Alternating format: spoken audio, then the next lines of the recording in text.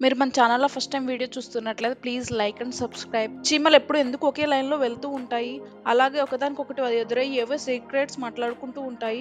అవి అలా ఎందుకు చేస్తాయో తెలుసుకోవాలంటే ఈ వీడియోని స్కిప్ చేయకుండా చివరి వరకు చూడండి. మీరెప్పుడైనా గమనించారా? చీమలన్నీ ఒకే లైన్‌లో ప్రయాణిస్తూ ఉంటాయి. దానికి కారణం చీమలు కొన్ని కొన్ని కలిసి గుంపులుగా ఒక పుట్టలో ఉంటాయి. ఒకవేళ ఆ గుంపులోని ఒక చీమ ఎక్కడైనా ఆహారం కనుక్కుంటే అవి ఆహారం తీసుకొని దాని పుట్ట దగ్గరకు వెళ్తూ ఆ దారిలో ఫెరోమోన్స్ అనే కెమికల్‌ని వదులుతూ వెళ్తుంది.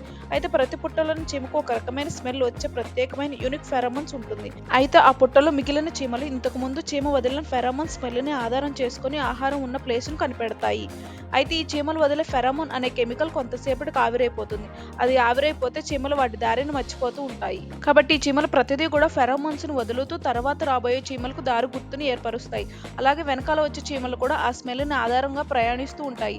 అలాగే మనం సరిగ్గా గమనిస్తే లైన్‌లో వెళ్తూ ఒక్కొక్కసారి ఎదురెదురుగా వచ్చే 2 చీమలు ఆగి మాట్లాడుకున్నట్లు కనిపిస్తాయి. ఇంతకు అక్కడ జరిగేది ఏంటి అంటే, ఆ సమయంలో ఆ 2 చీమలు ఒకదాని ఫెరోమోన్ స్మెల్‌ని ఒకటి పీల్చుకుంటూ ఉంటాయి.